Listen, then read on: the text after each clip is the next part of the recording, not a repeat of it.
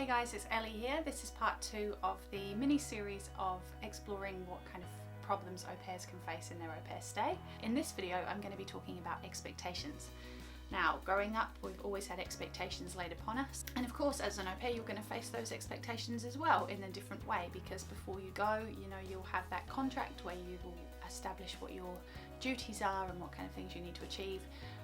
And they kind of lay the groundwork for what your host family are going to expect of you. We naturally take whatever we know and whatever we've learned growing up into our future experiences, and this can sometimes mean that expectations don't align the way you thought they would. So again, I'll be exploring a personal example of expectation misalignment, and of course I'll be bringing back the reframing technique, which I love and I think is really useful to help you process whatever problems you're facing. When I was an au pair, when I first arrived, my expectations going into it were, okay, well, I'm going to have to help out in the mornings, I'm going to have to do these things, but because my host mum naturally went about them and I saw the relationship they had, I talked myself into, without realizing, I wasn't consciously doing it, but looking back, I realized I was talking myself into the idea that actually she wanted to do those things and wasn't expecting me to just take over, whereas actually she was hoping that by demonstrating those things, at least this is what I've kind of come to grips with, is that she was actually demonstrating those things so that I could kind of find my feet and work in with her, and then she could pull back.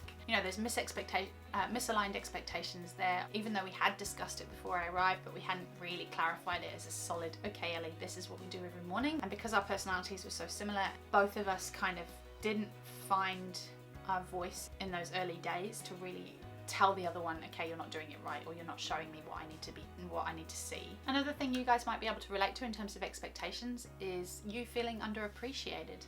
You might go above and beyond your usual tasks. You might do things that aren't necessarily expected of you, or you do the things that are expected of you so well, and you might feel underappreciated.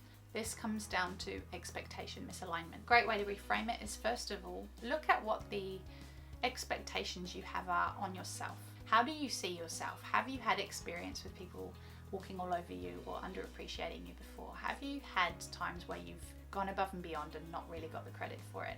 Have you been in an environment where you've both where you and everyone else have got expectations of what's supposed to be achieved? It could be back in school, you had a project and everyone was supposed to contribute, and everyone had expectations about how much work each of you had to do, and there was always some kind of misalignment there. Someone always ended up being the one that did most of the work. I'm pretty sure everyone knows someone or has been that person.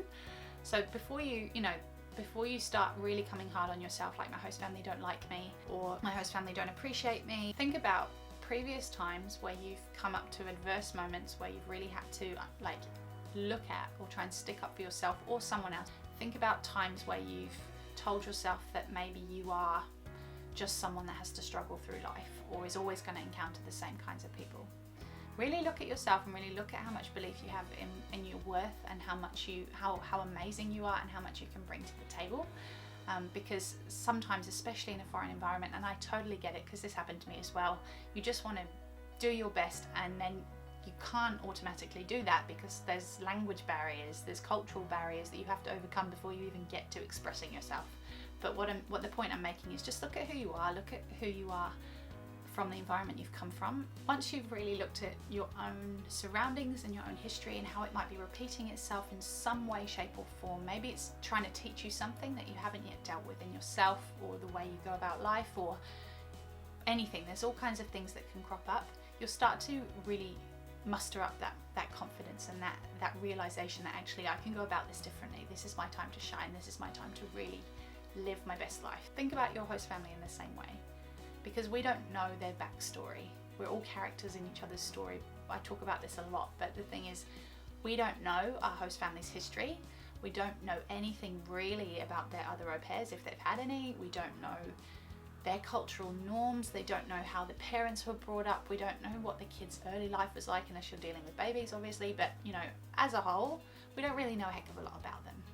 And the expectations they put on you and the way they treat you sometimes might come across as a personal hit or a dig, but if we always look at it from the, oh my gosh, they hate me, or they're just trying to take the mickey, or they're just trying to make my life miserable, or they're just taking advantage, if we always put it in that frame, it's so easy to go downhill and feel like we made the wrong decision.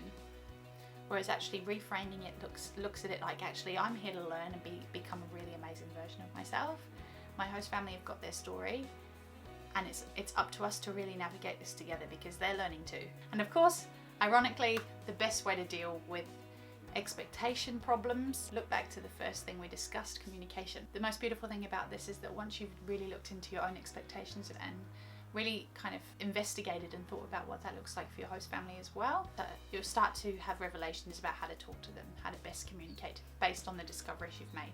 Watch out for the third video, guys. We will be talking about one more topic that is super relevant for the au pair international lifestyle, and you don't want to miss it. But if you have any questions, do reach out, and otherwise really do start to think about how this reframing of your own expectations and your host family's expectations and how you feel about them are really kind of lining up.